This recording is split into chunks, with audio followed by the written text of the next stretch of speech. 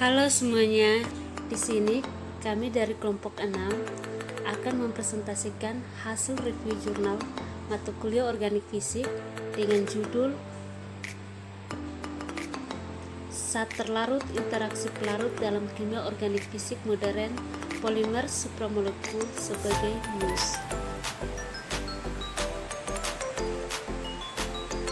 Oleh kelompok 6 kelas C, Katarina Destelia Mau dengan NPM 52190074, Maria Erlinita Kehi dengan NPM 52190075, Yuli Kristiana Kenjang dengan NPM 52190060. Peran solvent dalam ilmu kimia.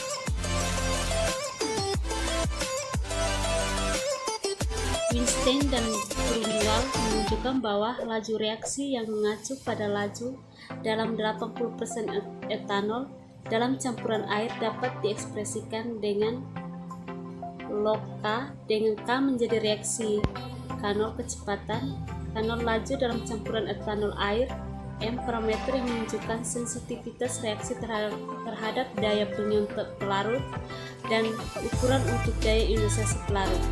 Menariknya, ketergantungan linear yang sering diamati dari laju reaksi pada komposisi pelarut berasal dari interaksi kompleks antara variasi entalpi dan entropi ketika komposisi pelarut berubah. Lihat pada gambar 1A. Efek pelarut yang lebih rumit pada makromolekul kovalen seperti induksi helix tunggal dalam polimer helix juga telah diamati.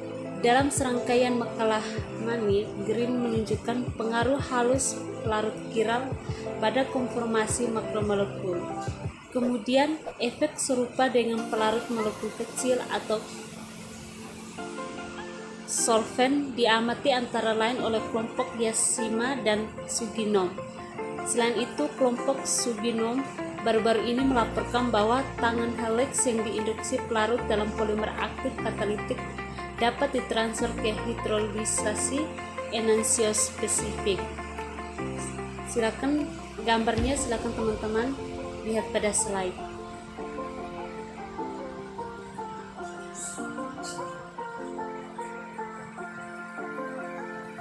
Peran kovalen dalam ilmu kimia non-kovalen. Kekuatan interaksi non-kovalen antara molekul dan atom sangat bergantung pada pelarut. Misalnya, efek penstabilan interaksi ion dipol antara ion dan air memfasilitasi pelarutan banyak garam dan larutan berair. Sedangkan padatan ini umumnya tidak larut dalam alkana yang tidak memiliki interaksi penstabil tersebut. Oleh karena itu, pembentukan agregat supramolekul dalam larutan membutuhkan keseimbangan yang cermat dari sifat pelarutan, sementara juga mempertahankan sifat pengikatan molekul saat terlarut untuk membentuk agregat supramolekul.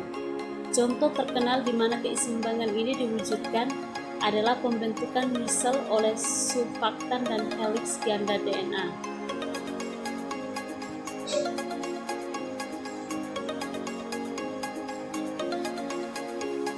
Polimer supramolekuler. Polimer supramolekuler adalah agregat panjang, biasanya satu dimensi dari unit monomer berulang yang disatukan oleh interaksi supramolekul non-kovalen. Sebagai hasil dari interaksi non-kovalen, polimer ini berada dalam kesetimbangan dinamis dengan monomer bebas dan dalam larutan sekitarnya. Dalam sistem alami, agregat satu dimensi seperti itu. Unit monomer berulang yang disatukan oleh interaksi non-kovalen telah lama diketahui. Contohnya adalah polimerisasi tubulin untuk membentuk mikrotubulus, filamen aktin, dan filamen intermediat. Dan gambarnya silakan teman-teman melihat pada slide. Seperti analog kovalennya, polimer supramolekul dapat terbentuk melalui mekanisme yang berbeda. Mekanisme isodesmik analog dengan polimerisasi pertumbuhan langka kovalen atau mekanisme kooperatif, analog dengan polimerisasi pertumbuhan rantai kovalen. Mekanisme isodesmik, gambarnya silakan teman-teman melihat pada slide di bagian gambar A, dan supramolekul kooperatif silakan teman-teman melihat pada slide gambar B. Hubungan antara monomer dan polimer untuk membentuk rantai polimer ditandai dengan konstanta kesetimbangan tunggal. Akibatnya, derajat polimerisasi polimer isodesmik sangat bergantung pada konsentrasi dan suhu. Mekanisme lain melalui mana polimer supramolekul terbentuk adalah mekanisme kooperatif atau berinti. Dalam polimerisasi supramolekul kooperatif, nukleus yang tidak stabil secara termodinamika pertama kali terbentuk. Setelah itu nukleus ini memanjang menjadi polimer satu dimensi yang panjang.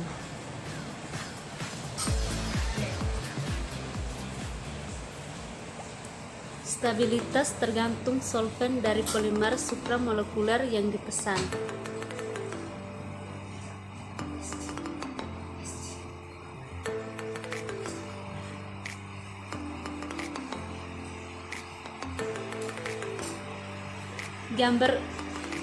Gambar berikut ini merupakan representasi skematis dari perubahan energi bebas Gibbs pada penambahan pelarut yang baik dari berbagai jalur agregasi dalam polimerisasi supramolekul kompetitif yang melibatkan jalur kooperatif dan isodesmik sebagai fraksi pelarut yang baik.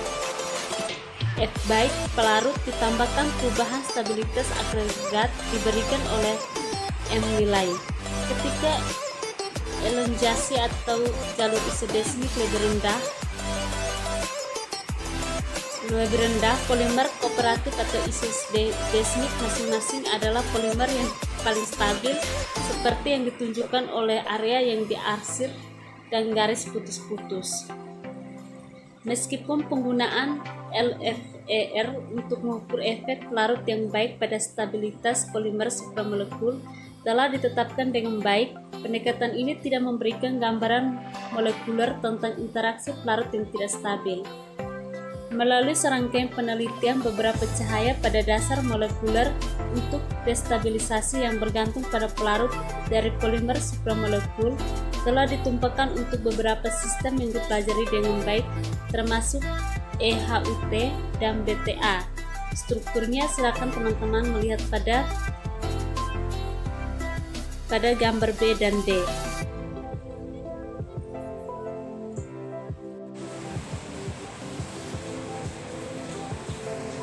Aspek kinetika interaksi pelarut.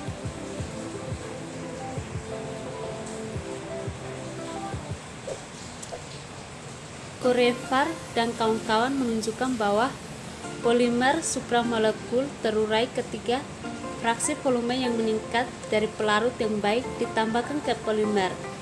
Pada fraksi pelarut kritis di mana polimer tidak stabil, tingkat pembongkaran paling rendah. Dan gambarnya silakan teman-teman melihat pada slide bagian A. Ketika pelarut yang baik ditambahkan ke fraksi volume akhir di bawah fraksi pelarut kritis, monomer yang dibebaskan dari polimer panjang berkumpul menjadi polimer baru yang lebih pendek. Ogi dan kawan-kawan menunjukkan bahwa kisaran suhu di mana monomer berbasis berilen dapat terperangkap dalam menstabil agregat of pathway dapat dikendalikan oleh fraksi volume toluena dalam metilisiklorheksana. Mereka kemudian menunjukkan bahwa kualitas pelarut menentukan kinetika polimerisasi dalam sistem sengklorin yang berpolarisasi dalam pelarut polar. Dan gambarnya silakan teman-teman melihat pada gambar bagian B.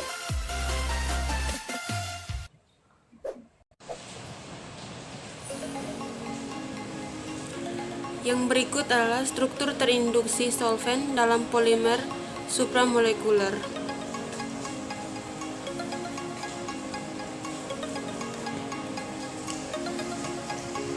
Alkana alifati kiral seperti limonen dan dimetiloktana melaporkan bahwa helisitas yang diinduksi pelarut dalam turunan OVW hanya terjadi ketika pelarut mengandung bagian ikatan hidrogen. Gambarnya bisa teman-teman lihat pada bagian A. Ini menunjukkan bahwa induksi helix dalam sistem OVW didasarkan pada interaksi entalpi yang kontras dengan kurangnya interaksi terarah dalam pelarut alifatik yang menunjukkan bahwa dalam kasus ini organisasi helix berasal dari interaksi entropik. Sifat entropis dalam mengarahkan interaksi pelarut kiral juga dikonfirmasi oleh Liu dan rekan kerja yang menunjukkan bahwa baik dengan ada dan tidak adanya gugus alkohol, pelarut kiral dapat mengarahkan heliksitas polimer non-amidated.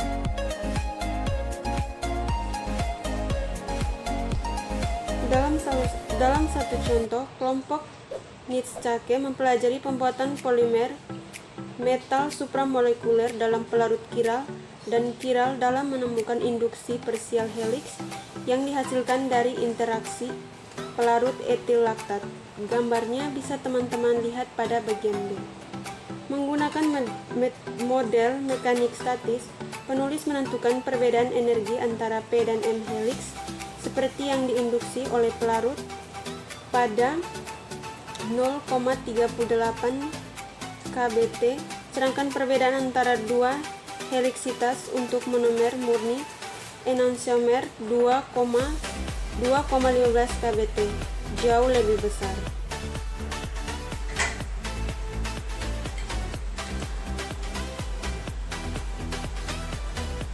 Peranannya dalam polimer supramolekuler sintetik baru terungkap dalam dekade terakhir. Saran pertama air sebagai komponen struktural polimer supramolekuler dibuat oleh Liu dan rekan kerja untuk monomer berbasis piridium yang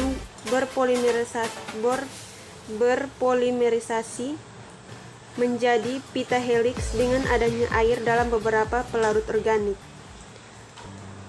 Gambarnya bisa teman-teman lihat pada bagian A. Namun dalam laporan ini tidak ada yang kuat bukti untuk menggabungkan air dalam polimer supramolekuler yang diberikan. Sekitar waktu yang sama, Johann melaporkan sakelar helix yang bergantung pada air dalam mawar terikat hidrogen.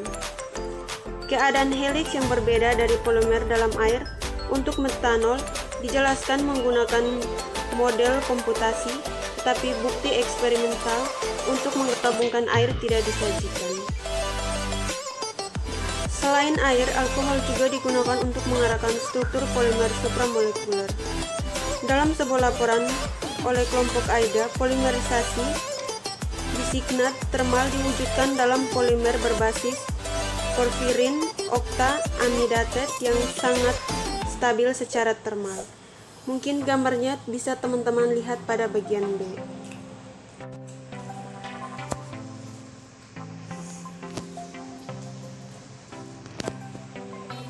Yang berikut adalah efek solvent pada polimer supramolekuler pada sistem air.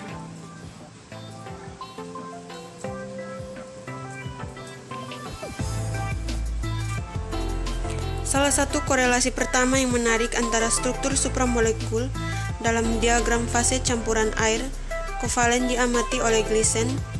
Pembentukan superstruktur triple helix dari BTA yang dikoperasi dengan bipiridin dalam campuran air soproponal ditemukan sangat berkolerasi dengan entalpi pencampuran pelarut ini.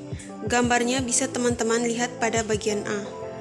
Kedua, pelipatan nanopartikel polimer rantai tunggal yang dihiasi dengan bipiridin BTA terbukti bergantung pada fraksi volume THF.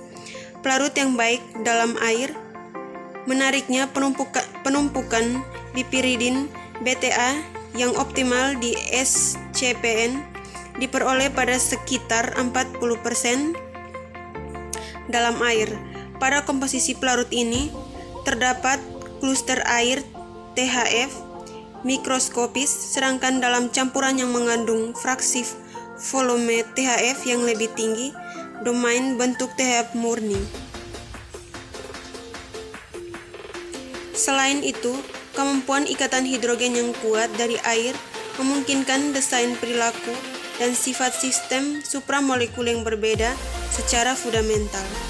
Ini paling dieksploitasi melalui desoflasi yang bergantung pada suhu dari pinggiran hidrofilik untuk menginduksi perakitan.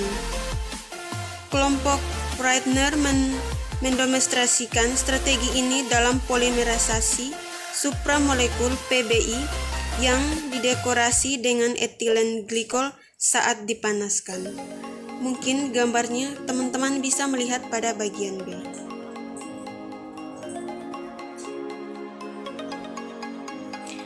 Baik, inilah presentasi hasil review jurnal dari kelompok kami. Sekian dan terima kasih.